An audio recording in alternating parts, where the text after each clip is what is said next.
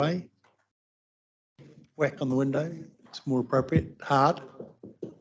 Like the prison service. Not too hard. I won't go through.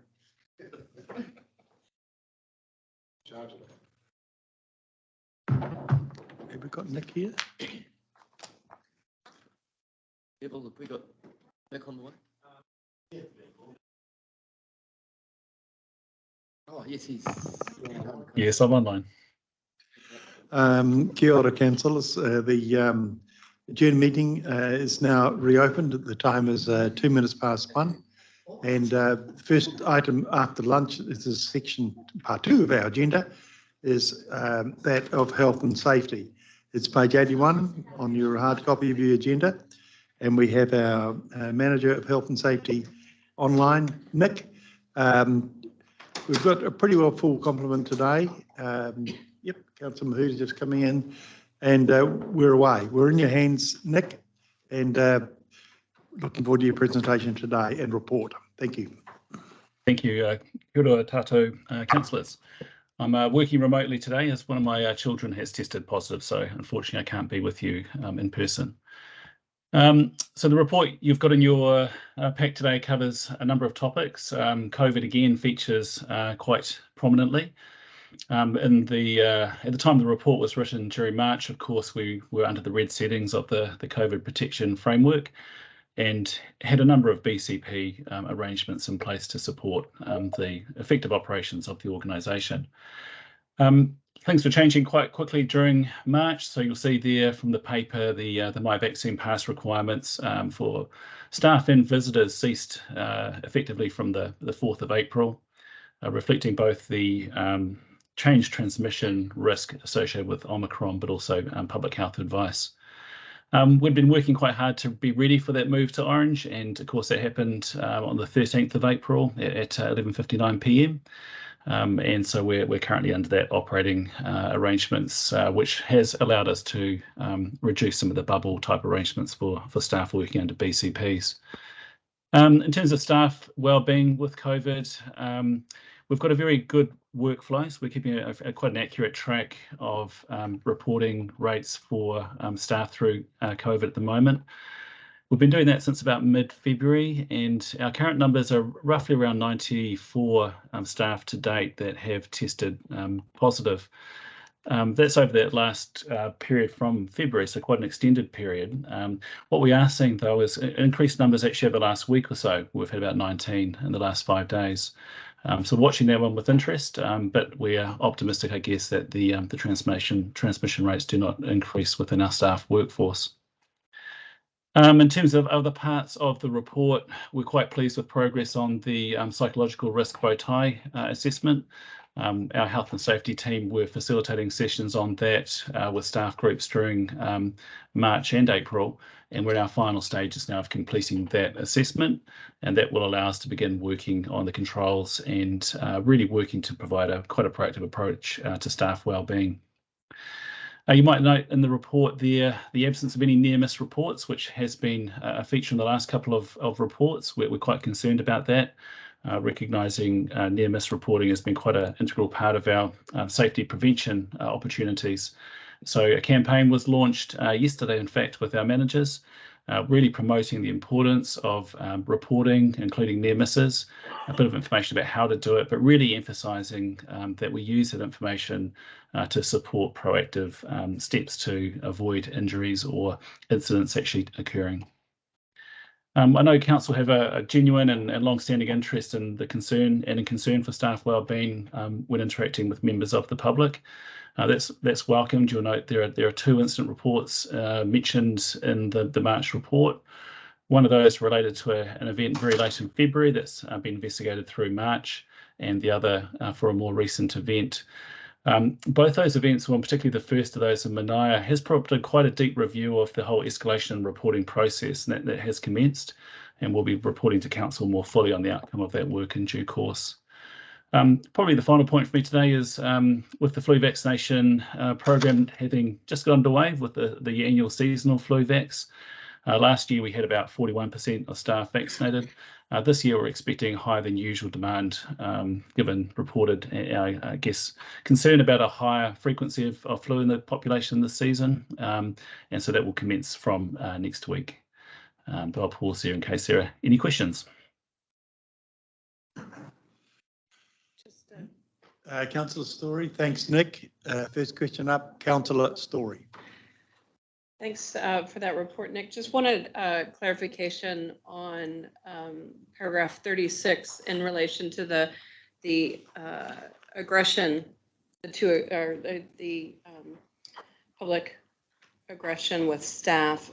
It just seems, when I read that, it seems as though the incident occurred on the last day of February, so it wasn't included in the February report.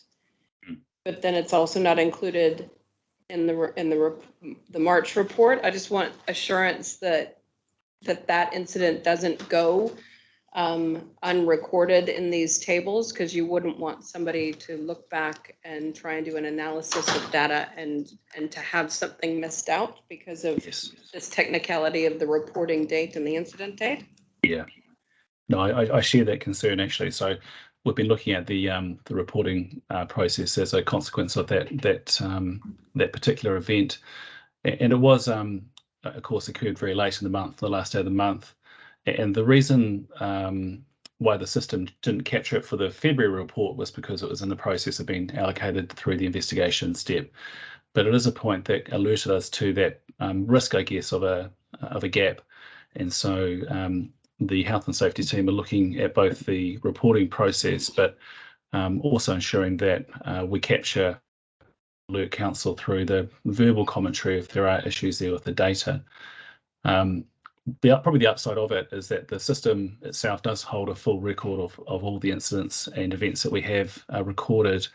And so when we do reports and trending analysis, there's no risk of it being absent from that level of data. Okay, thanks, Nick. Thank you. Councillor McPherson. Councillor McPherson. Thanks, Russ. Nick, good report. The AMEX case study you put in here, are there any learnings from that are relevant to our chemical storage? I'm assuming, for example, that wherever we've got chemicals stored, the exchange rate for the air and whatnot in the room is such that we're never going to be exposed to a risk like that. That was the first question. Second question is, in the incident reports, most of our vehicles are new or near new vehicles.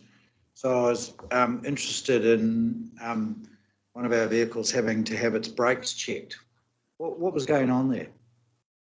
Yeah, on the second question first, the vehicle inspections we do obviously routinely, so the vehicles are inspected prior to use, and drivers are obviously asked to report any issues that they've identified.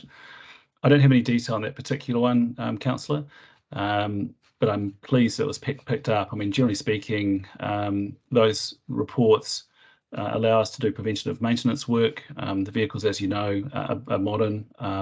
They are regularly serviced and maintained.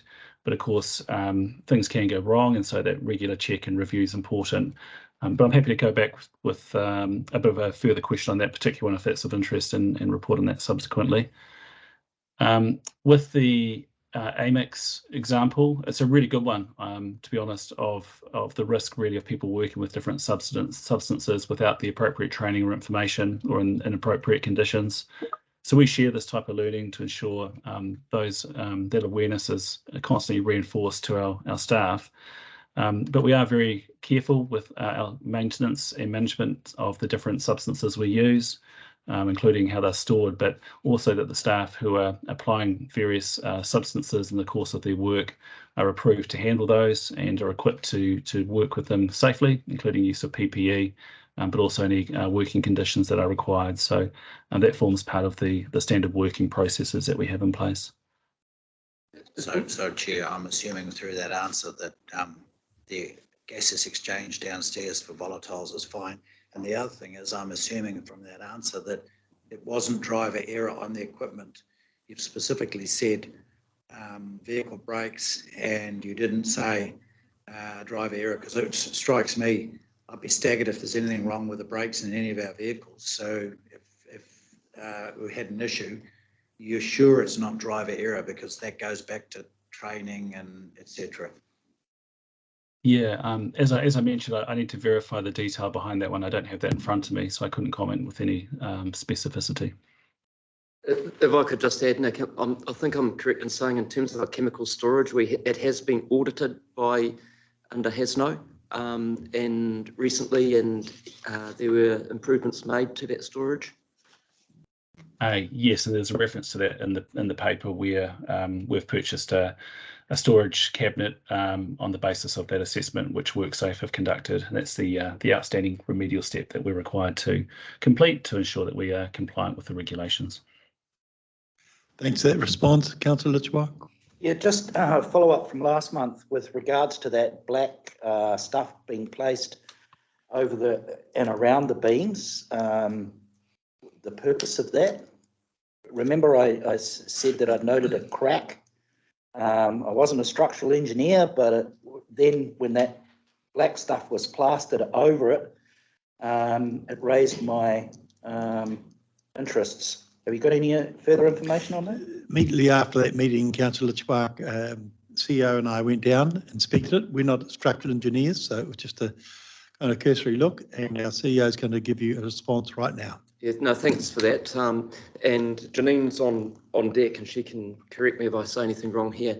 My understanding is that was work that had been required as part of the structural build right from the outset. It wasn't required to be done for us to be able to move in the building, but it is work that, of course, it's part of the base build. We don't own it or anything, and that was to follow up in relation. It was continuous work to do what was required to meet the standards initially. Janine, you're online. I don't think that wasn't anything that's emerged since, like as a result from vibration or anything. Thank you, Chris. Good afternoon, councillors. No, that's correct. We had followed up, and I think communication had been sent to both the chair and Councillor Litchfield following the walkthrough in the basement. Just to note that wrapping that can be seen was done in terms of the base build code compliance certification prior to our move in. Because Janine, I know we made notes after Councillor Litchfield raised at the last full council meeting when CEO and I went down there. I mean, it does look jerry. It's painted black. I mean, we're built on top of a railway line. Gosh, it just, I know our CEO just said it's not our building, but the health and safety of 525 people is our concern. So you've given our assurance that that is meeting the building codes, the NBS, and we're okay in regard to structure. Is that correct? Yes, that's correct, Mr. Chair. Okay, I've got a question I'd like to raise, Mr. CEO, to Nick, and the CEO's okayed it with me. And you might think it's a little bit of left field. Look, this is where I sit. We've got our staff, I guess, probably 90%, I guess, are in KiwiSave. They've taken a plunge of 18% since Christmas. Do you ever kind of have I know you've got to be very careful the way you put this, otherwise you look as if you're kind of guiding a particular person to either sell, buy more or whatever, and I understand that would be very, very difficult. But we're, a staff person that brings assets to home may have a beach house or a boat, but really their future income is not going to be $425 a week to live on. It's going to be the KiwiSaver.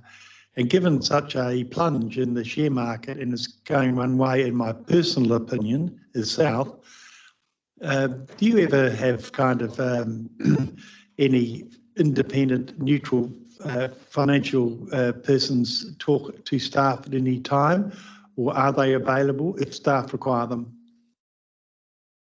Yes, it's a important question. We know financial wellbeing can be quite a pressure for people. We do a few things. We have routine or regular annual sort of training options for people to attend with financial advice included, particularly focused on retirement planning. So it's something we run for staff and encourage people to do it earlier mid-career, not waiting till late in career to attend those sessions. And we are looking currently also at a more, I guess, a more broader scoped seminar that staff can also attend for the same purpose, just general financial advice. So, yeah, absolutely, it's a topic that we think is really important. Sorry, I jumped the gear there. Thanks for the response. Councillor Quayle. Thank you, Chair. A couple of questions. That bite sting record there, it is a bit of a peak with these wasps all around. Do we hold records of our staff allergies? And because there may be emergency medical situations out in the field. So that's one question. And then secondly, I might have missed this in an earlier meeting, but do we hold defibs both either in our vehicles or in the office, and where are the locations of those, and are they known by staff generally? So there's two questions there, one about allergies and medications, and then about the defibs. Thanks. Yeah, great questions too, Barry. I mean, that injection, you've got to get there within about 10 minutes, you're right, if you've got a problem with wasps. And the second one, I think, defibrillators again. Where are they? And staff, I'm sure, where are they and how do they access them and etc. Two questions to you, Nick. Yeah, with the allergies, we certainly do maintain records of staff allergies and other medical conditions that might be relevant for their work. And obviously those staff members that require it do carry EpiPens and similar such medications should they be necessary for them. So that's part of our sort of standard processes. In terms of the defibrillators, we certainly have them in various locations. I couldn't give you them all off the top of my head. I know there's one based in Hamilton, and we also publish the locations of those to staff in the work locations that they can work from. There's also some very good websites, and I might take an action actually just to review this, where you can search up dynamically the location of a defibrillator close to you, wherever you happen to be. And that might be a useful reminder and prompt for people actually to load that application onto their phones, given how mobile our staff are and the many locations they work from. Just to follow up, Chair, if I may, I just thought it might be useful to have one on the floor that the chamber is on, accessible both to the reception area, but also to the room you're in at the moment. So, because, there's more potential for visitors and others and to be involved. So a question around defibs on this floor. Thanks. I think personally, Barry, I think it's a great suggestion. And Nick, I think you do an outstanding job, but honestly, I'd expect you to know exactly where that defibrillator is right now. Is it in the kind of entrance hall? Because you've really got just minutes. I don't want to actually go onto a site or find out and that's not there at lunch. I need to know where that defib is. And I think the suggestion, Barry, given the political environment in which we live, I need to know where that bloody defib is. Whereas in the chamber, is something tickling your fancy? The reception might be a useful place for it to be, because then it's accessible for reception as well as... Nick, I couldn't be more serious, and I think it's a great point you've raised, Barry. Nick, if you take that on board, it's like Bunnings have them, that's great. Bunnings, there's a defibrillator at every Bunnings store, and I know that's a fact. So I expect that to be the same here, Mr. CEO. Oh, Mr. Chair, I can't back around, you've got to get it. Yeah, I also note that we've got somebody who's been known in the media to resuscitate people on aeroplanes and whatever, and so we're always safe being around Councillor Husband as well. I think it is serious. Being raised by you, Barry. We will find out where the defibrillators are, and we'll and we will let you know. I don't know off the top of my head either. Well, not good enough. Barry, would you like to? We're going to open for questions. Barry, would you like to move the report? And very happy to. I move. Councillor Strange second. Councillor Husband, if you stop giggling, and now you get your question. I'm sorry. I just you raised a good point there. Yeah, it was interesting on that flight. No one knew first aid, and that's probably a good point. Who on the ground floor is trained in first aid? No? There's a flip chart on all floors. with all To the level that they could resuscitate someone. Yeah, there's we've got a fully trained group of first aid providers. There's a list of each of those people on all the floors that we have and each of the buildings that we operate from. So that's very easily available. Okay, and I think the defibs is a good idea. If we could get them. Yeah, I agree totally, and I'm pretty convinced there's one sitting beside behind a reception, but I just want to go and check that. And then Could councillors know where they are too, Nick? Sorry, Could councillors know where they are as well too, please, if that's all right? Yeah, of course. Yep. I mean, it's hard to affect first aid if you don't actually know where anything is. So, yeah. Small point, can be actually saving a life. Well done. Yeah, totally. Well said, Barry. It is seconds. Yeah, dead right, Barry. Dead right. And when you've got an emergency person kind of propping at the mountain, going, hey, get your glasses and read the chart on the floor. It does take time. Okay. It's been moved by Councillor Quayle, seconded by Councillor Strange that the report be received. Once again, thank you, Nick. All those in favour that the report be received, say aye. Those against, carried. Environmental Initiatives funds were in the hands of Kathy? No? Patrick?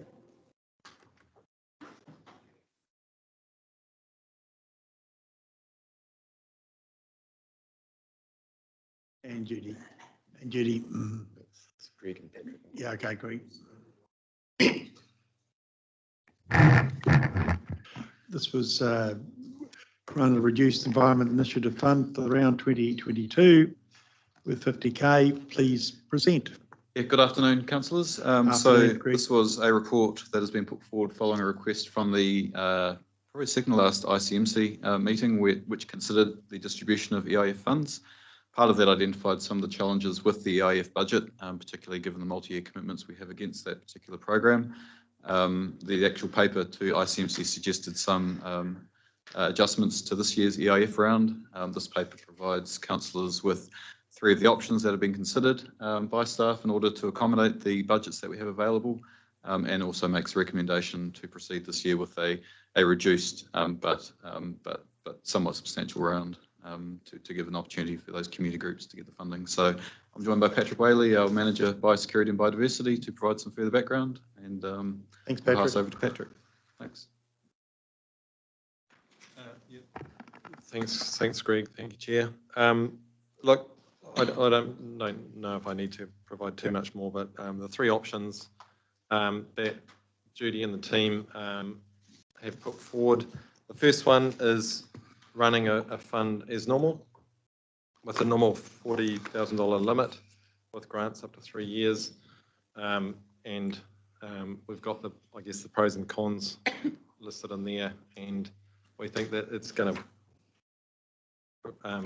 put too much of a legacy on future rounds, and basically take too much of a cut out of the budget in the future. The second one is to run the reduced round, which Greg outlined, cap the total amount that we'd give out to $50,000, maximum of 10k per grant, and only for 1 year. Or the third option is just pause the round for 1 financial year and let the reserve build up and do a more substantial one the following financial year. Yeah, and as Greg said, we would like to put forward option 2, which is running a reduced round. Thank you. Okay.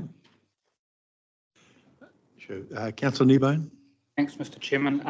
Look, happy to move option 2, and my reason is I just look, at the end of the day, it doesn't really matter, because if we go without for 12 months, we're clearly going to get more in 12 months' time. But I just think it's not a smart move to just disappear off the radar for 12 months. That's all. Obviously, we've got a much smaller pool that we can fund, but to my mind, we're better off just to keep that awareness out there by running a smaller round for 12 months. That's where I sit.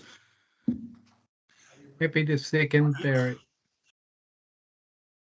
Yeah, it's already been seconded by Councillor McPherson. Thanks, Barry.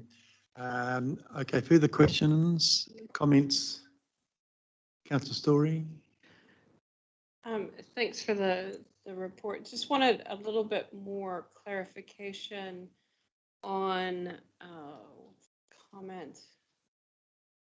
Find it now.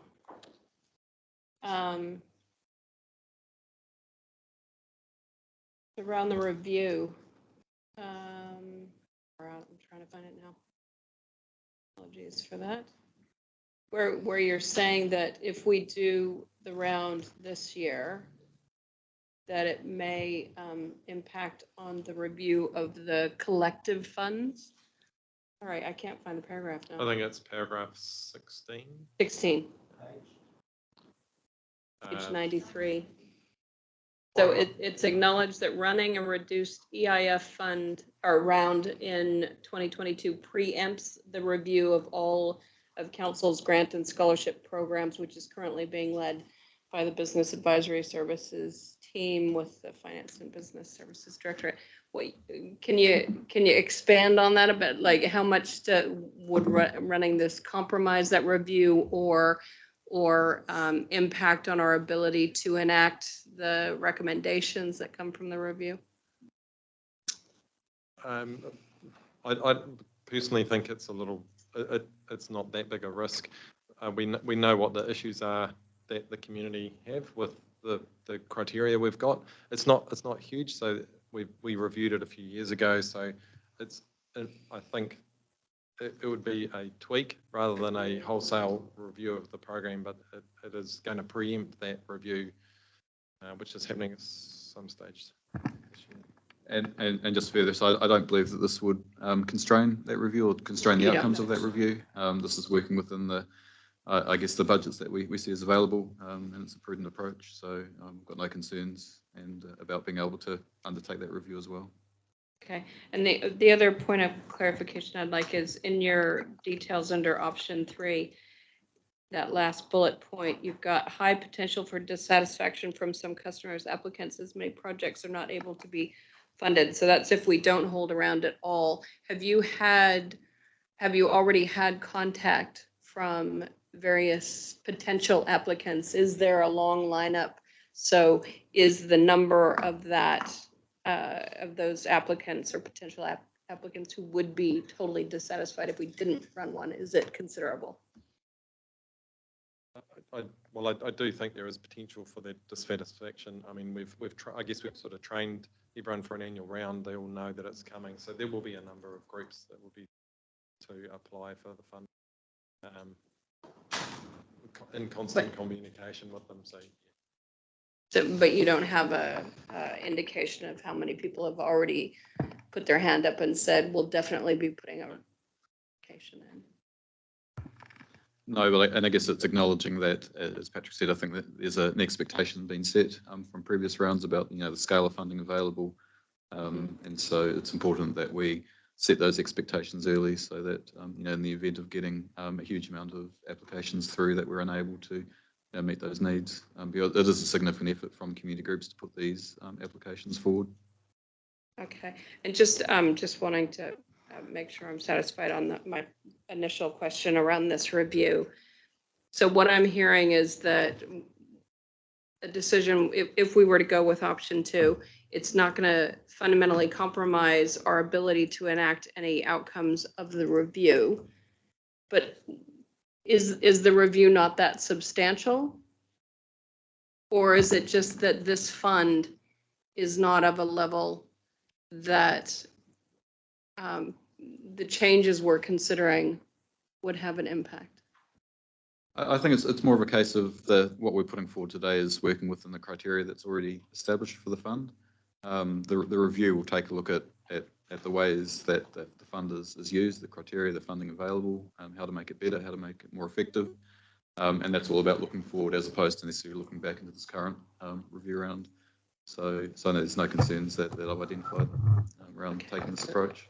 If it helps Councillor Story, I just wonder if Janine Becker might want to make a comment, because it's her team who's looking at doing the review. And I think what you're asking is, what's the scope of that review and how is this likely to intersect with it? Yeah. Janine, if you're online, would you like to make a comment? Thanks, Chris. Yeah, I think for me, there are different elements to this review. And it's probably a continuation on part of the conversation that was started but never completed through the last long-term plan.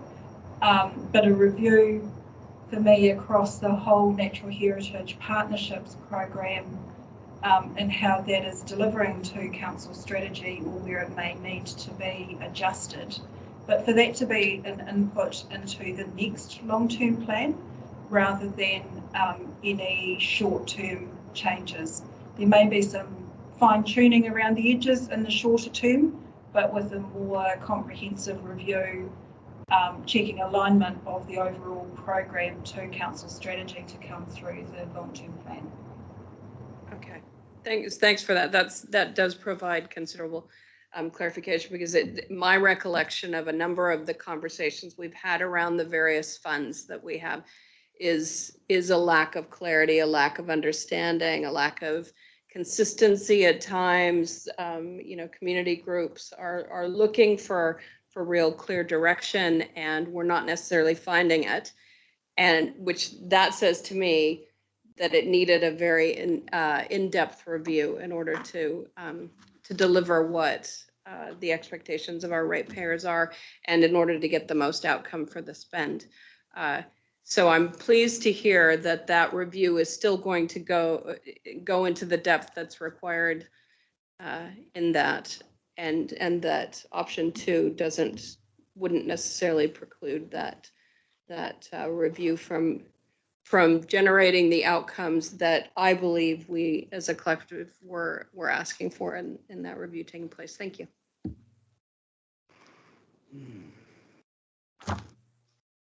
Okay, yeah, Councillor Litchfield, thanks for the response, Janine. Fred?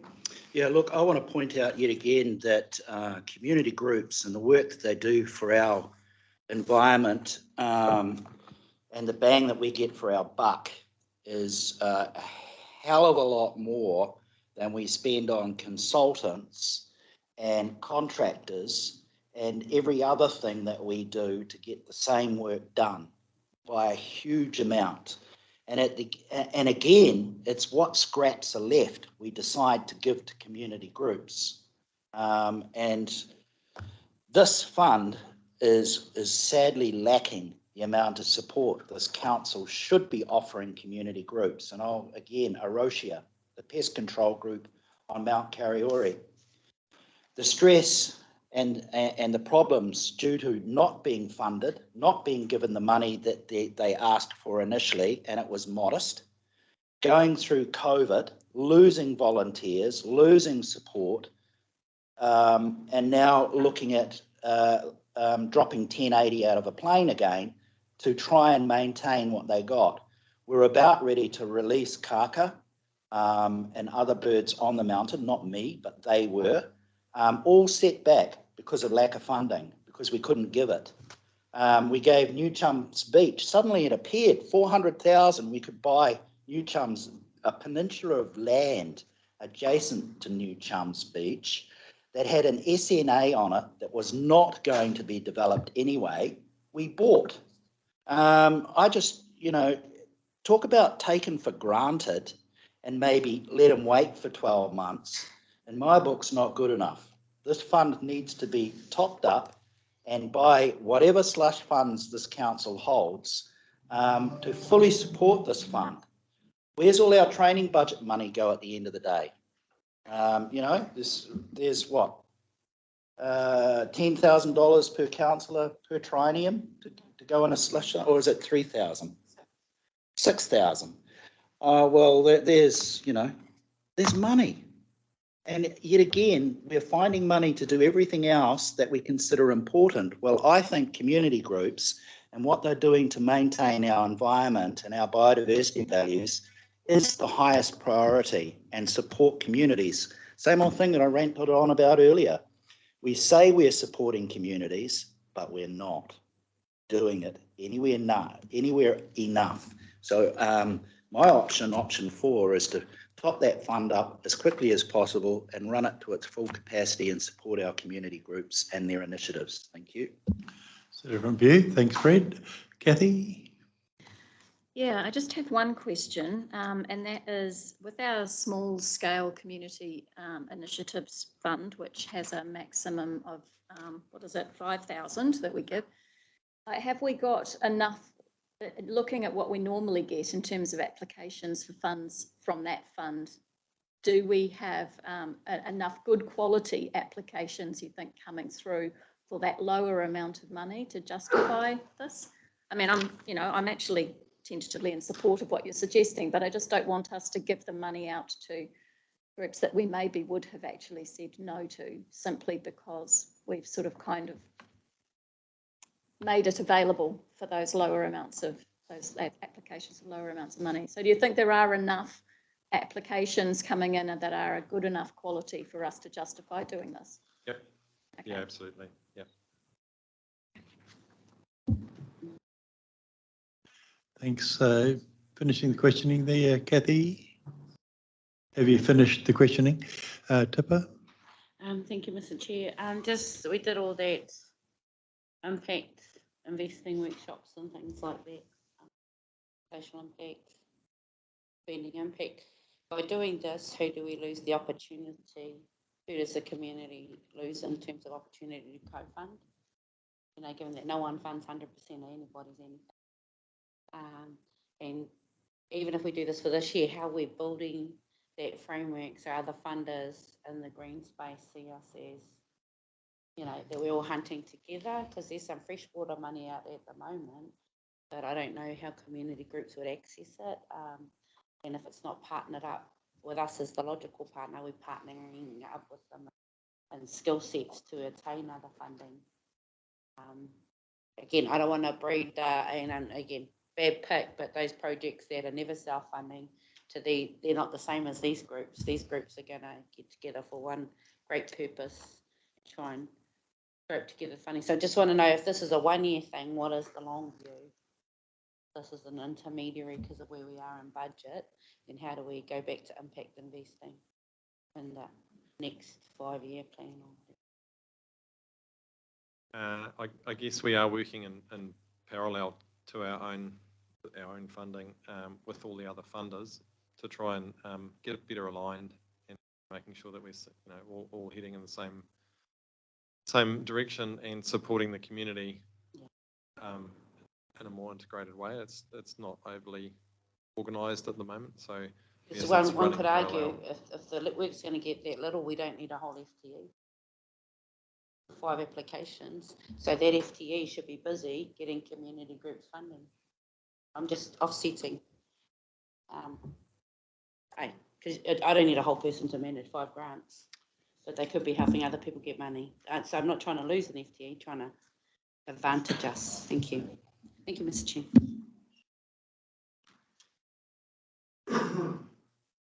Patrick, did you want to respond? Oh no, absolutely. We are doing that. We are working very hard with all the other funders to try and line up the playing field. Sweet as. Yeah. Councillor Nicol. When will the review happen? The review that Janine's leading? When will the review happen? At what time? What month? Timeline? Yeah. Janine, would you like to respond? Timeline, please. Mr. Chair, as noted, that will be an input into the next long-term plan, so I would expect that work to happen probably towards the end of this calendar year into next year. Good. Thanks. That wraps up the questions. It's been moved by Councillor Kneebone, seconded by Councillor McPherson. I formally put it. All those in favour, please say aye. Those against, carried. And it's Local Government New Zealand. Chris, where are we on this? Yeah, Dave, I'm not sure if you're talking to this paper that Neville's going to. Sorry, Director Williams. Neville, just as you're going to the other end, I'm not sure if you're aware, but the date actually coincides with the council meeting at the end of July, and we've just received notice that it's going to be online. It's going to be from 9 to 11 in the morning. I'm not too sure if you're aware of that, Neville. So we just received that notice. Yes. Good afternoon, councillors. No, I had been made aware of that by Marley, and I guess they're proposing potentially to move either the meeting our council meeting time or the meeting day, so that we don't have a clash on the 28th. So if you'll be familiar with this process, it happens every year, obviously, it's an AGM, and I'll take the report as read. Attached to the report is guidance from LGNZ in respect to the process that's followed in regard to submitting remits and the timeframes for doing those. So you'll see that the close off for that is 3 p.m. Friday the 20th of May for remits should this council choose to make one. And there's also criteria and guidance in that attachment around what would and wouldn't be considered, or more so what wouldn't be considered as by way of remit, and what the criteria is to bring a remit forward. So, so that's important for you to consider. You'll also note that in the report itself, it mentions that the delegation for those remit decisions are brought forward to the chair to make a decision on which remits we might submit, should you choose to do so, because we will be outside of a council meeting timeframe to consider any remits you might wish to present. So the report doesn't go into the process about how you might determine if you want to put a remit or what that remit might consist of. It just identifies the timeframe and the process that's recommended should you choose to submit a remit on behalf of this council or remits. However, as you can see, the recommendations point towards appointing councillors to act as delegates, both as a presiding delegate, an alternate presiding delegate, should something unfortunate happen on the day for the presiding delegate who's unable to attend and carry the voting right, and 2 further delegates. So that means we're looking for 4 representatives from a council and looking for names for those people to be identified today. And the rest of the processes, as I said before, you will be familiar with. And as the Chief Executive noted earlier, it is an online process, and the timeframes in which it's going to be occur in the morning to early afternoon of the date, trying to be on the 28th of July. So happy to take any questions. Otherwise, the process now, as I see it, is about appointments. Any questions to Director Williams? Yes, yes, sorry, Andrew. Director Williams, what's our history been with remits? My recollection is that I don't recall us submitting any in my time here, and it's my recollection. I mean, the hardy ones, 4-year kind of term, and the other is rebate GST on the rates, but seems to be falling on deaf ears. But that's not what we're worrying about now. It's the persons that actually will vote as we put those remits forward, if there are remits. Andrew, you're dead right. You? Never with a number of councils, territorial authorities looking at withholding their annual subscription and not paying it because the way that local government New Zealand has gone. Is that likely to affect this annual general meeting? I assume it could be a topic that gets raised for discussion. It might even come forward as a remit, I imagine, but I'm not. Yes, so I'm not familiar with how many are in that category. You possibly maybe more aware than I am through your membership of other council-related organisations, but no.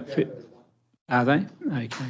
No, so I'm not au fait with who's withdrawn and who's not. But yes, and I guess in answer to your first question, yes, that is likely to have an effect if a significant number aren't paying their fees and aren't able to participate. Okay, get the ball rolling. I would think that the presiding delegate should be the chairperson. Don't have to put the name. Chairperson, would that be right?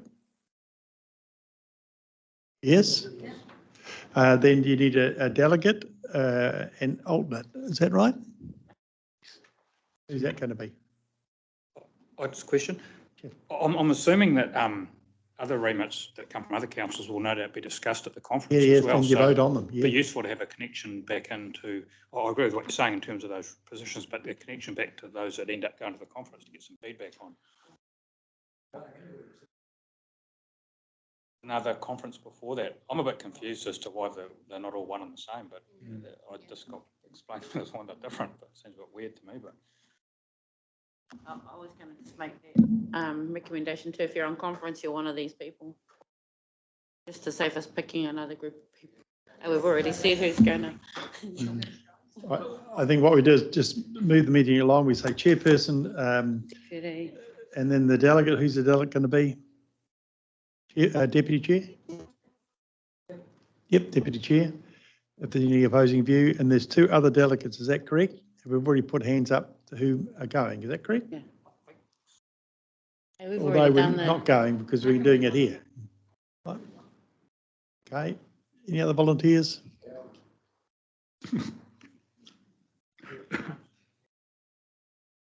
Good. So Dave, have you got that? It's a chairperson is the presiding delegate. The deputy chair is the alternate, and there are two delegates. One is Councillor McPherson, and the other is Councillor Nicol. I formally moved by Remington, seconded by Quayle. All those in favour, please say aye.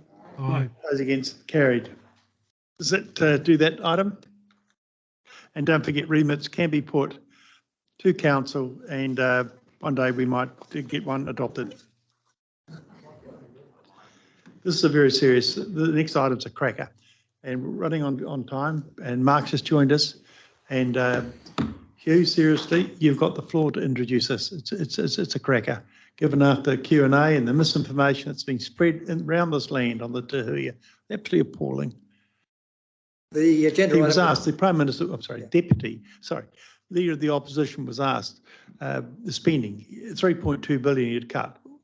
What would be the three? He said, oh, the 100 million that goes in the Te Huia train. That's all he could answer. That's all he could actually nominate. So it's uppermost of his mind. You get it full, we'll keep the train. That's our role. Thank you, Mr. Chairman. The purpose of this agenda item here today is merely a technicality. We are making improvements to the services, and we are looking at using the money that we've already got and not changing the rating system at all to allow those to happen. So it's a procedural that we need council's approval to say, yes, keep making the changes and keep using the same money. Don't ask us for some more. Mark will run through any technical points on there. Our numbers are up. We're going well. We just want to, yes, carry on and make the improvements is the what we're trying to achieve from this item. Tell us the improvements, Mark. Thank you. Through you, Mr. Chair. So this paper, as Councillor Vercoe mentioned, is seeking an update to the funding conditions to those to enable the improvement program that's set out in Figure 1. Just to reaffirm that Council's contribution to Te Huia is fundable from the approved LTP budgets, no additional budgets being sought. The most recent financial update is page 106. Some of the improvements that some of the flexibility the group has had, the governance group has had up till now, have enabled a couple of really important changes that have effectively reset the service and enabled us to reset the service post-COVID or post the service shutdowns that we had to run around. That enabled us to run through to the Strand in central Auckland, as well as introduce a stop for the Auckland Airport at Puhanui. There are some risks that remain to that improvement program staying on track, which largely relate to Waka Kotahi funding commitment to those additional services. They are the 75.5% funder of the operating costs and 100% of capital. Knowing that Te Huia is always a matter of high public interest, but that we have relaunched with an improved timetable and those additional tweaks from the 24th of January. We have had a pretty clear run since then. We've also had a move to the orange traffic light setting and have had a government-funded 50% reduction in public transport fares. And in response to these things, the service has never been more popular. And this is probably the piece of additional information since the publication of this report. So if I can, Mr. Chair, just ask Jose to provide us a couple of key points on latest service patronage. I've got Tipper and then Barry, but I want to ask Jose just now to present because it's so exciting. For you, Mr. Chair. Good afternoon, It's a long everyone. time between drinks, I'll tell you that. Drum rolls. So since half-fair started and also since coronavirus has subsided, we've seen a consistent and actually quite substantive growth in patronage on Te Huia to a point that we've been oversubscribed in quite a few days, actually. So the last Friday, we had the busiest weekday. So that's from Monday to Friday since the Huia launch in the 6th of April, 2021. We carried 476 passengers on that day. So that's 119 per train. Also on Saturday, we broke our previous record and we carried a total of 527 passengers on Saturday. We carried 286, I think it was north, to the point that there was about 80 people standing, and they were all quite happy to stand all the way on the train through to Auckland. And then on return, we organized a couch bus service to bring back about 50 people that, you know, they would have had a very long day in Auckland. So we planned a bus journey for them for their return. In April, since the half-fairs were implemented, we've had a 138% growth on demand if you compare it to March. So that's doubled, more than doubled the average demand that we're getting on weekdays. And then on Saturdays, we more than quadrupled the demand since half-fairs kicked off on the 1st of April. So average demand from 1 to 23rd of April has been 196 for weekdays, and the average demand on Saturdays has been 317. That's up from 82 on weekdays in March and up from 71 in March. I think it's also important to know that to date as well, we're at 80% of what we were last year up to the 23rd of April. So last year we averaged when Te Huia was paused, we had an average of 137 on weekdays, and right now we're about 109. But we were picking up passenger numbers, and we're hopeful that, as per what the report says, that by mid-May we would have recovered to what we're calling our 2021 baseline. So yeah, thanks. Happy to take any questions. Can't wait. One advantage being the chair, I want to ask this question seriously. That Linda Clark gave me a bit of grief on the radio, and it was national radio, and I was floundering a bit. We have the CEO of the Waikato Chamber of Commerce. He's been kind of begging it in regard to the carbon emission rate. And I don't know the answer to this seriously. If we're getting the numbers of people, do you amortise that over the emission rate, or is it kind of the train? Because it looked as if we weren't really achieving to be serious. And what we're trying to do is have a more efficient carbon footprint by using the train versus a car. So are the numbers helping to make that more attractive? And where do we sit on that?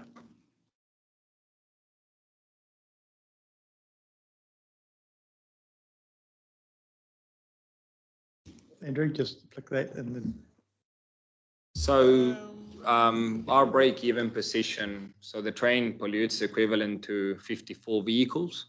So if we get more than around 60 passengers, assuming that some of them couple together in per train, then we'll be more than offsetting the footprint, but then we'll be in a net negative. So I'll give an example. On Friday, we would have reduced the footprint of the corridor by an approximately 1,400 carbon dioxide equivalent units, so kilogram units. So that would have been on a Friday. On Saturday as well, we were, net negative as well. So those are some very good stats, and I'm sure that if we continue on the current growth trend, we will be getting to a position that we should be averaging more than the 55 break-even position per train. Yeah.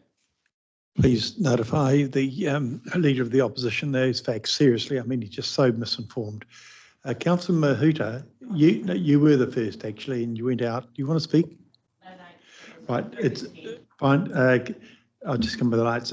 Councillor Quayle, Councillor Husband, and Councillor McPherson. Barry, you got the floor. Thank you, Chair.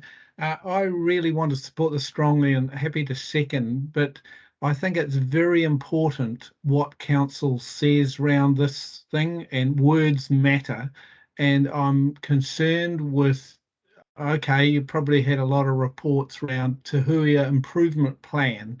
For me, that doesn't cut it in terms of the public messaging. So I'd like to see our resolution say Te Huia improvement and new services plan, because improvement plan doesn't have, for me, really speak to what we're talking about. So I'd like those words, new services brought in, even though all your reports to date might have had that heading improvement plan. So it might sound small, but in this area of work, it's going to be very important, the message we put out there and what our resolutions say and our messaging and our comms. Thank you for that. There's nods of approval around the table here. Barry, I know you're online, you can see us.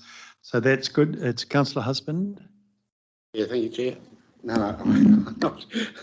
You want to walk home today? I'm not going to bank your train. See ya. God, we've got to see a bit of sport. Even though it did coincide with the school holidays.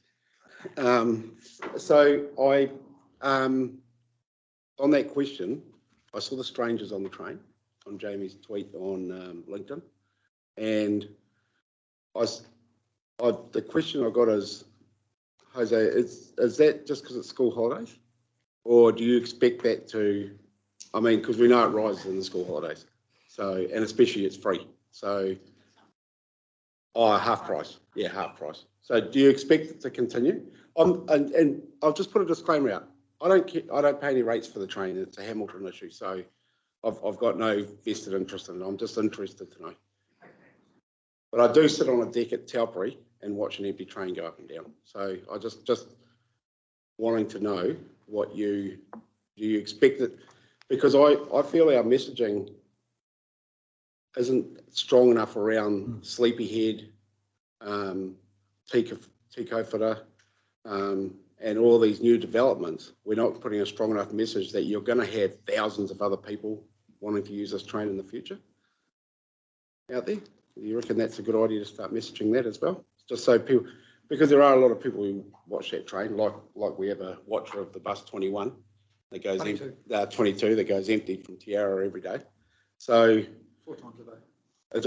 Yeah. Do you think our messaging is sort of in line with what Barry's saying? Just getting our messaging a bit stronger in that sort of future area. I'm definitely not detracting the train. I think it's a good idea, but I just want it to last. Yeah.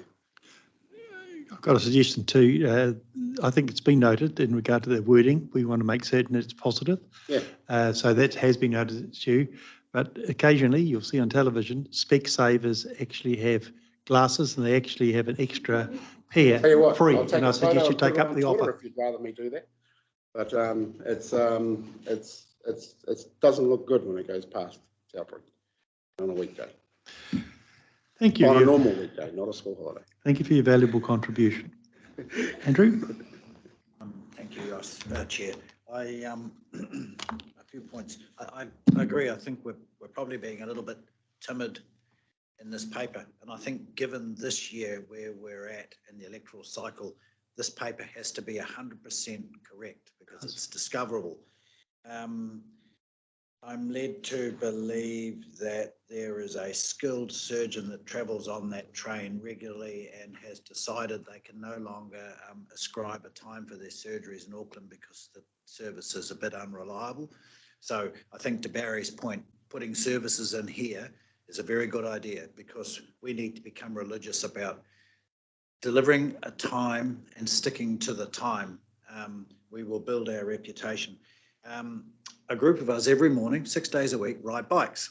One of the things we want to do, 8 of us, is take 8 bikes on the train Saturday morning with our partners and ride in Auckland, go to Waiheke, etc., come home on Sunday.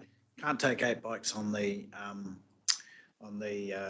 train. So my first question was, are you considering a caboose or something to encourage mode shifting once we're in Auckland is the first question. Second question is, I want to go to these numbers because they're not making sense to me. If you look at the first line on 23 on page 107, it's got a number in there of 1.138900 arising from the savings and operating costs. So I go up to the cut and paste above it at 21, 22 balance at the end of the year, and it says 1380900. So I'm asking myself, where's that 17.5% gone? And it tells me that 490,900, and I go looking for that number, And yes, I see it up there, and 242,600. But it doesn't make sense. Because you say in the cut and paste that the balance at the end of the year should be 1.380900. In our document here, we say it's 1.138900. So where did the 17.5% go?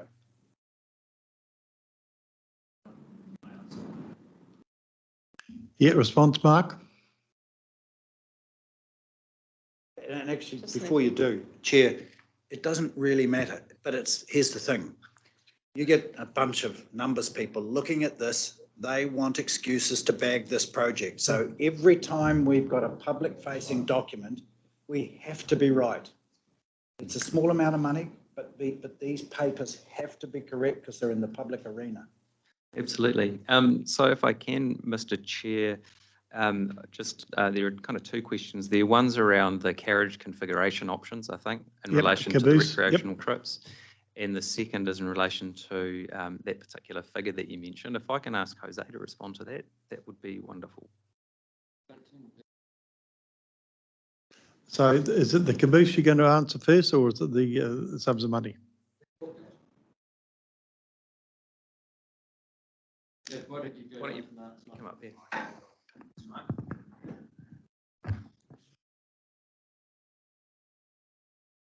So through the chair, paragraph 23 should say as of June 2022 is 1.380 instead of 900. So then if you sum up what it's outlined in point A and point B, it adds up to a total. So there is an error. The balance of the reserves as of June 2021 was 1.138 million. So there is an error in the report. Okay, that's the first question. The second was a caboose to put on extra bikes. So in terms of increasing the capacity to carry bikes on board, I'm happy to take an action away and talk to Kirill to see what we can do. In terms of the configuration of the carriages, i.e. the length of the train, contractually, we've agreed with Kirill that we can go up to 6 carriages to operate trains if demand justifies it. However, we do have a constraint, which is the number of carriages that we have access to. We only have 12. So currently we've got a lot of flexibility because we're only operating one train every day from Monday to Friday with 4 units on that train. So we can actually couple more carriages if demand justifies it. But if we increase the service frequency, then more trains will be utilized, thus reducing the number of carriages that we have to be able to. That wasn't quite the question. We want to get the capacity to have extra bikes. Yep, so I'm happy to take an action away and look at that. Okay, Hugh, is there any action planned for bikes extra? There is. We've got to put bikes on there. The trouble that we've got is that everybody is saying, why don't you do this, why don't you do that? Why don't you stop at Pocono? Why don't you take bikes? And all these sort of variations that, yes, you can do, but you've got to come back to the original intention of running the train was a commuter train from Hamilton into central Auckland as quickly as possible. That was the philosophy that we were trying to achieve. The moment you start stopping at all the little stations on the way, you are therefore adding serious time to your journey, in which case you're no longer competitive with what you're trying to do. There is no problem with stopping at the smaller stations at the 2 train trips coming back in the morning and up in the afternoon.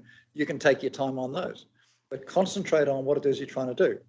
Also look at it when we're looking at can we get on Sundays? And the answer is it is difficult to get on Sundays at the moment because it's a block of line from Kiwi Rail. They're working on the tracks and they won't let any trains through. And they've told us you can't bring your train through there. Saturdays is a different story and we can get a train up there on Saturdays. So we're working to achieve all these things. How many people are going to want a bike on there? I take your comment. There are 6 people wanting to take 6 bikes and go once in 6 months. Is that something that we should respond and say, yes, we need to do it because there'll be 6 more people coming in behind? It's something we've talked about and we've said, how can we bring this extra service on? But again, we are concentrating at this stage on achieving the outcome that we originally set out to do. So it's being looked at, but not as the highest priority in the world. Yep, Chair, through you. Yep, Andrew. Those are really valid points. And I absolutely acknowledge that this is a services paper. We had a meeting earlier this week where Barry Quayle raise the matter of the Internet of Things, service improvement, business intelligence, and he said to the chief executive, I want you to think about how we can adopt new technologies. This is a services type paper and a services type agreement. And I'm just sort of putting out there some suggestions. My last question was of a technical nature.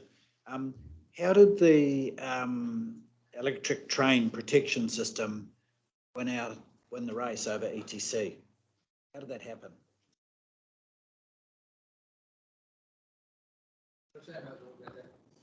Yeah, well, sort of. So if I interpret your question correctly, you want to know how electric train protection will improve the reliability of the Huia, or?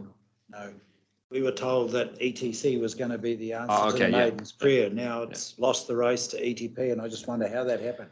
Did we get it wrong to start with, or have you done some research? So we contracted a rail specialist last year that had done a lot of work back in the days with electric train protection equipment, and that ETP equipment used to be operational in the Auckland network up until 2014. That was an idea that he came up with and proposed to Key World and to the regional council that was going to be at a better value for money and more affordable and actually fit for purpose for Te Huia to reutilize the ETP equipment that was still resident in some of the old units that used to operate in Auckland, and to repurpose them for Te Huia. And they will achieve the level of protection that we require in the Auckland network and also in the Waikato sort of portion of the rail network that ETCS was going to provide. So in a way, it's sort of substituted the level of protection that we will need and the level of flexibility that will give us to be able to provide reliable services. I've got Councillor Strange and Councillor Nicol, but I just have to ask you this question and not let it go unchallenged. While you've got the specialists saying it's kind of unreliable, I'm leading the witness, but I thought we're up to like 97% reliability on time. Have I got that wrong? What's reliability on time? Because Councillor McPherson, his friends have made these allegations. They've got appointments, medical people, and they just can't wait for the half hour for the operation. So Te Huia has a number of performance targets associated with it. On-time performance, as with any PT service, is one, and we've been exceeding the on-time performance target, which is 95%. There is another target which relates to service reliability, and there have been some disruptions to services, in particular over April. Some of these, they relate to a whole range of a range of things that aren't directly related, but do go back to some of the base infrastructure that we're operating on, which hasn't been used for passenger services for quite some time. Okay. Okay, and travel time, may I ask before Angela, what is the travel time between the base and the Strand? What's the average travel time? 2 hours and 18 minutes. And a vehicle, I know you're going to say the time of the day, but there's actually a formula. And what is that formula? Is it comparable to time? Do you want me to answer the question for you?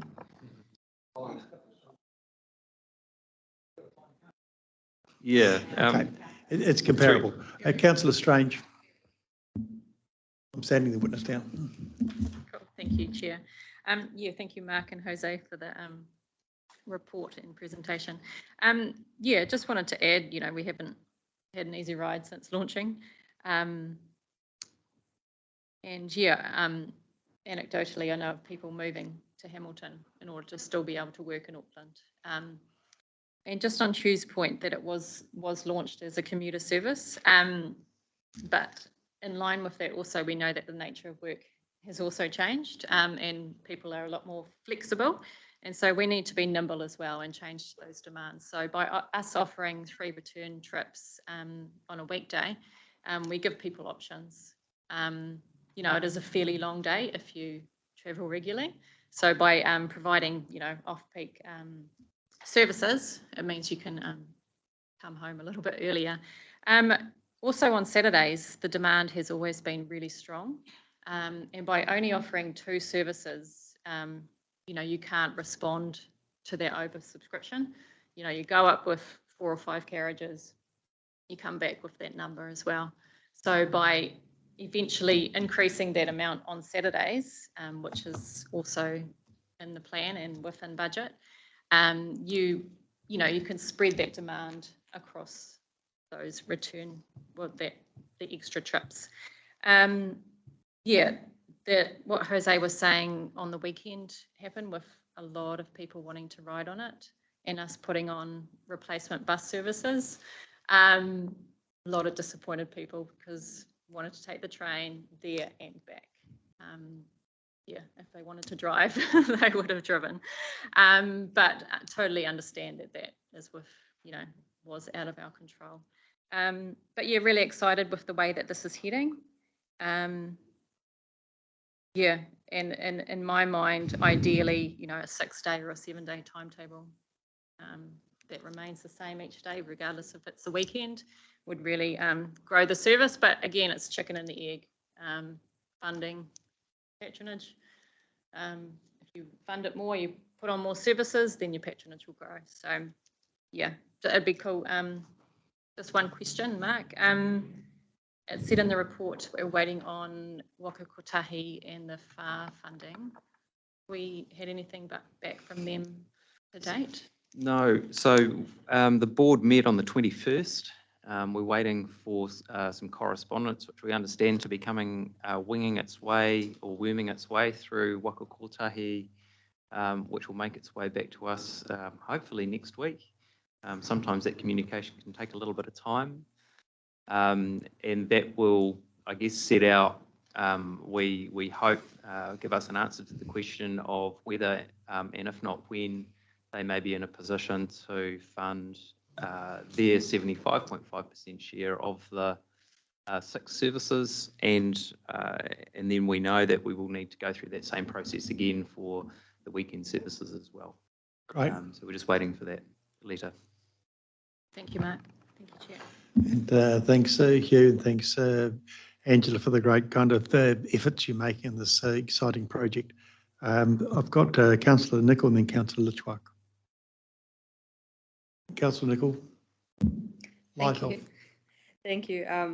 Having read the hundreds and hundreds of submissions for the long-term plan of what people want, I think that these improvements will be right on the money in regards to making this what the next step of what it can come, knowing as well that there'll be future steps, of course, and hence my question was around, I heard Councillor Strange talking about it a week or 2 ago. Mark, are you able to comment on future electrification thoughts that are out there? So there is a people ask. Yeah, so through you, Mr. Chair, there is a little bit of electrification happening on the network that we'll be utilising already or proposed. It's actually just about to get underway, which is between Papakura to Pukekohe. Good. Auckland Council, well, Auckland Transport are also doing a piece of work that relates to the future requirements of the metro network. The geographic scope of that actually extends to as far south as Pocono. I think it wouldn't be too far a cry to consider that, well, we would expect that electrification of that part of the network to also be considered as part of that, which actually leaves an even shorter hop in the non-electrified part of the network from Hamilton to Pocono. So there are those things happening. There's also a Ministry of Transport led business case into intercity connectivity between Hamilton and Auckland, as well as electrification. That'll consider some other things associated with particular components of the route, which will enable the services to be much faster than they are now, getting the journey time well under the 2-hour mark, I think down to closer to 1 hour, which would be a game changer as well. Thank you. In particular, because of course it opens up the possibilities of going into Britomart and into Hamilton City one day, if that should be developed that way. So I can see that's great to hear. Thank you. You'll never get into Britomart though, will you, Mark? Councillor Chwark. When can I book a ticket? We can book tickets. No, not good enough. When can Thanks, I book a Jennifer. ticket? Look, just finally, councillors, in all seriousness, I mean, I think it's an exciting project. I think we've had people like Mike Garrett, we've had our former CEO, and Chris is so enthusiastic, and staff and councillors. I mean, you know, if this was pulled, where does it go? Offshore, no. South Island, no. It's here, it's a start, and it is the renaissance of rail. And seriously, you've got to use it to enjoy it. It's like running on a rubber tyres. Don't forget, it's got, I think, Angela, it's the IT is working all the way to a high standard. Is that right? Yes, that's correct. Yep, the answer is yes. And would the electrification picking up at Pukeko, would that lower the carbon footprint? Is the Pope a Catholic? No. Yes. Yes. Okay. So no, it's a good start. It's all heading in the right way. And so look, Minister Twyford really went the extra mile to put this $96 million up. I think we've got an extremely, politics aside, supportive, enthusiastic Minister of Transport, Minister Michael Wood. We've got to do our part. Hamilton City's got to do its part, and Waikato District Council, and they are working together on it. And when you look at that big transport hub that Andrew King was responsible for, credit to him, and also at Huntley as well. Hugh, when you look at, Stu, you look at Tikawhata, I mean, it's only 7-8 minutes, and there's good parking facilities there. If you want to stop at every hamlet, you will ruin that service. I can promise you that. London to Brighton, it was 1967. I'm guessing that's nearly 60 years ago. To this day, it's still 60 miles, 60 minutes. Guildford, Leatherhead, all those towns have offered millions of dollars for that train to stop. Please let one of the trains, but not the peak, keep that train going, because you will end up by suffering, because you'll get lambasted in regard to the time it takes. They overshoot the station, they've got to back up, then a freight train comes through. Our rail network is still shocking in this country. It's really horse and carriage stuff when you look at it. But that to Huia, I think we can all be proud of it, led by this council and particularly these two people. You want to make a few comments? Mr. Chair, just wanting to. Something got? I'm sorry, my friend is carrying on a bit today. Just wanted to acknowledge a team, a very small team on a very big project who've got to deal with a lot of complexity and to trying to get the whole system to work. And I think being able to contemplate putting these new services and improvements in place in the timely way we have, I just want to acknowledge the staff and what they do. The second thing I wanted to do is I just wanted to acknowledge what you just said with Minister Wood. You know, we quizzed him recently and how serious is he in keeping that Ministry of Transport business case? Is it still going? Because we haven't heard much about it. He said we're still working on it. It's still the intention to look at a business case to put on faster rail to Auckland and electrification. So as long as they hold to that, we could see some great positivity going forward. Jose, you go the extra mile on this, just like our CEO said. Closely with Auckland Transport. They're not the easiest to deal with, but you've developed a really good rapport with them, because one train occasionally coming through the network when they've got masses of trains moving 2 million people a year, you work well with them, and Mark, credit to you too. It's been moved, it's been seconded, the report be received. All those in favour, please say aye. Those against, carried. The schedule here says we stop for an afternoon tea. Do you want to, or do you want to continue to move on? I think we continue to move on. Next item is that of Public Transport Business Improvement Review. And Mark. Page 117 on your agendas. Thank you, Mr. Chair. I won't repeat the content of the report or its recommendations. I do believe, though, that the 5 actions that are set out in the strategy represent meaningful steps to improve our public transport business model.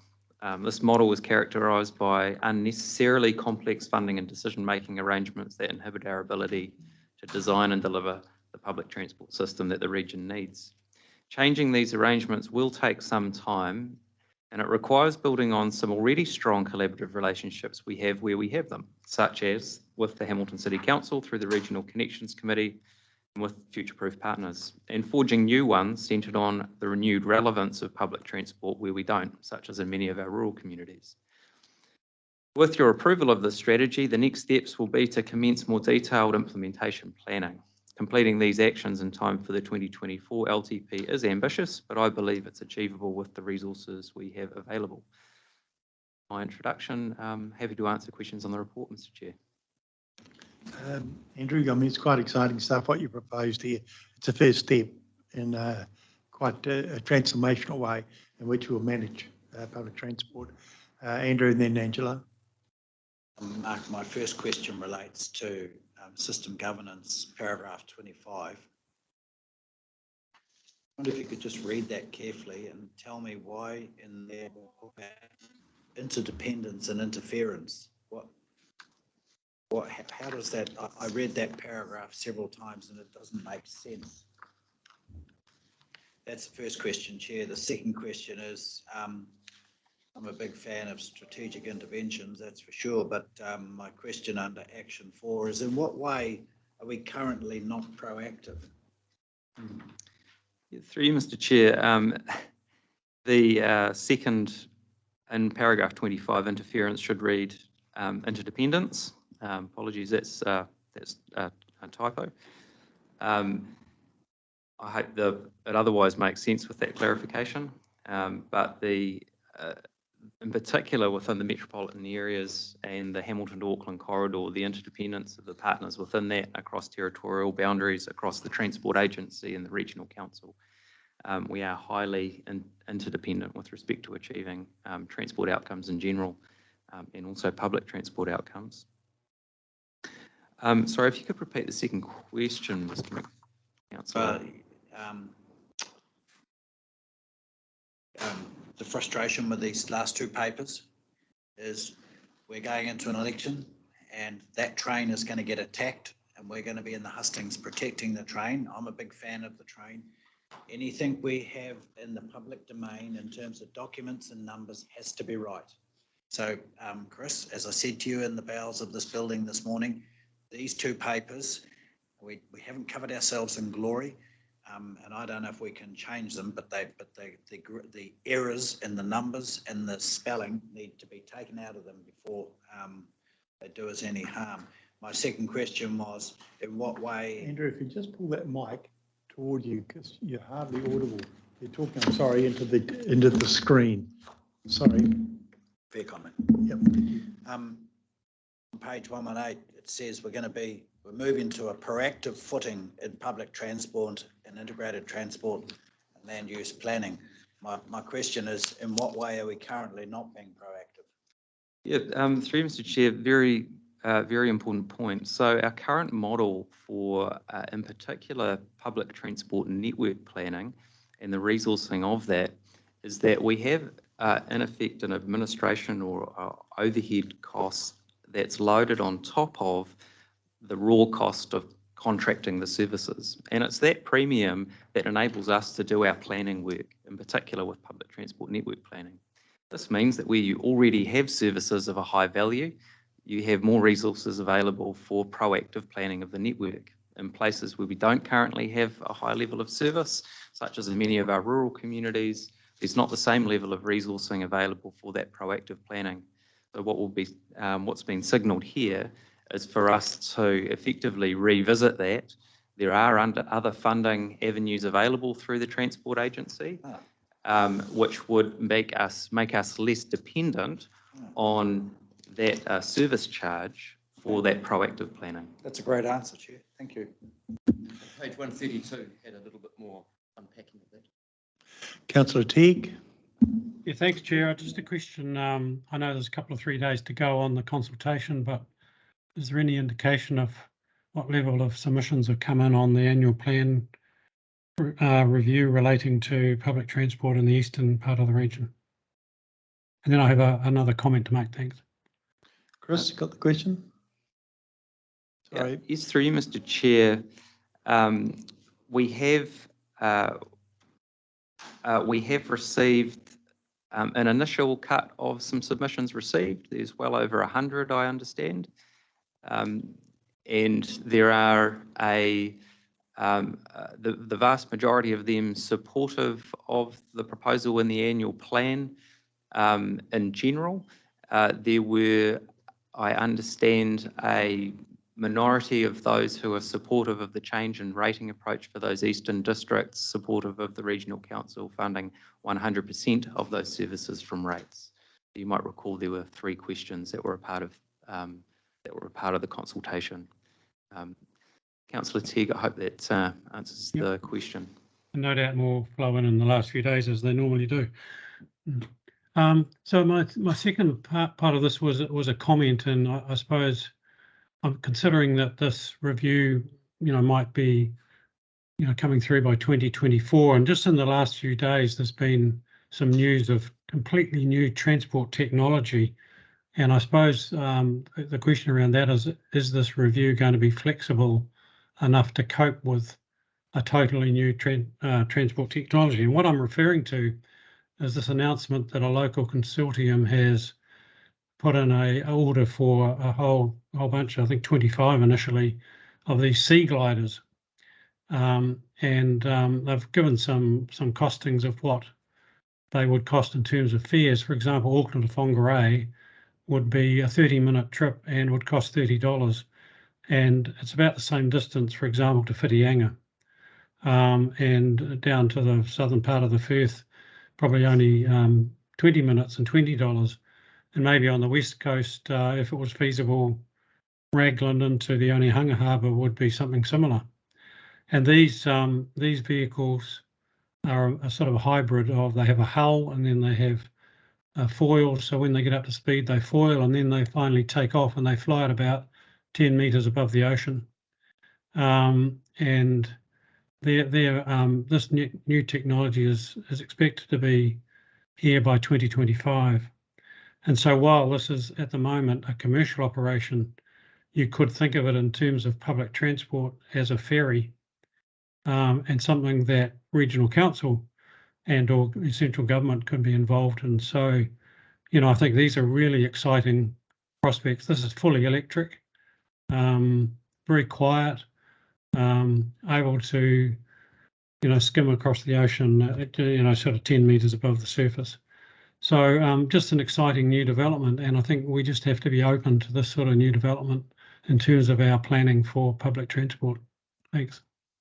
Yeah, no, good comments too, and it's constantly changing. And each time you're in Wellington, take that ride from Eastbourne on that electric ferry, and it's not a dream, it's a reality. It's operating now, and I see that Auckland are following suit with electric ferries. I know you're talking about different mode of transport, but the changes are coming quite rapidly. Councillor Strange. Thank you, Chair. Yeah, I just wanted to draw everyone's attention to that this funding, this review is bigger than just buses. It's also our community transport. It's our total mobility as well as our buses and trains as well. So when it went through my committee earlier this month, it was endorsed unanimously, and people are excited by it around the region. I think they're excited that potentially PT could go on our rates instead of theirs, which is fine. But I'm really excited by those efficiency gains that we'll get through our staffing. I know a number of the smaller councils as well struggle to find staff who are specialised in PT, and just the way that it's currently funded and rolled out is quite laggy. Often by the time territorial authorities signal to us that they want a new service and the backwards and forwards and the funding is secured, could be at least a year, sometimes more. So this way, this whole boundaryless planning moving forward will make things way more efficient, and our communities will really benefit from that as well. So pleased that it was supported, and yeah, look forward to the decision today. The Thank you. proposal was quite, just councillors, you don't want to say, in the future, say, oh, we didn't know anything about it. This is quite a major step, what you're proposing here today. So we've really got a big set. We know what we're about to sign up to. So I'm a fan of Auckland Transport. I think that the arm's length, and I may say I felt like that would have been a good model for water. But I really feel that Auckland Transport is a model. It's worked. And they've really been hit under the pump, of course, because their patronage has been down 60% or more. So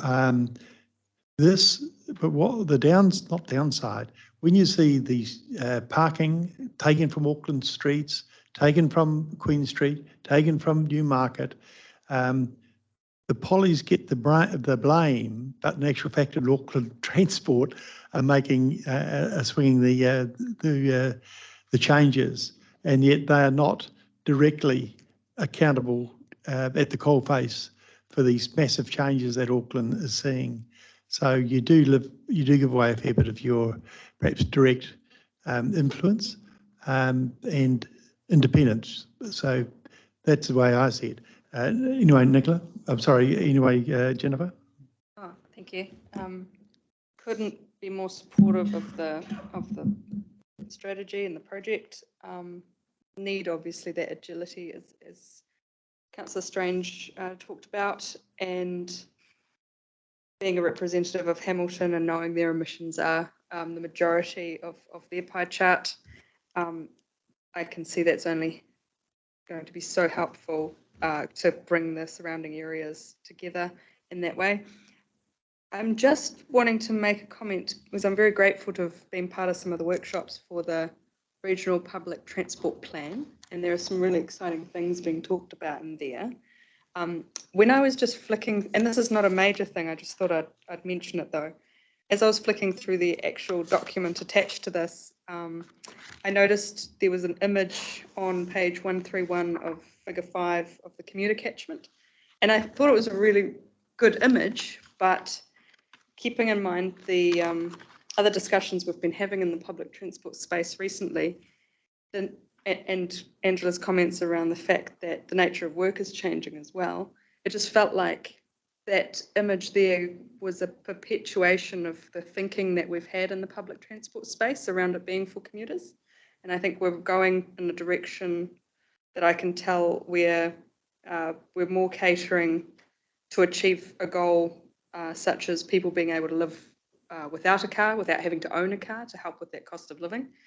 And those are often also then going to be the person in the household who might not be working as much, say they've got children to look after, or for people with disabilities, or people who are elderly, or people who just don't work in the traditional ways anymore. So I just wanted to be mindful of the messages we send as to whether we're telling old narratives or new narratives for all of the people that read these documents, which might be transport engineers and various councils. But that's just my 2 cents. And yeah, really, really supportive. Great, that's good positive feedback. I'd like to, with pleasure, second that. Dave, I'm formally going to put it, if there's no further questions or comments. I'm sorry, Kathy. Just one very quick question, and that was just on page 146. Can you just explain the table there, which has Taupo District Council?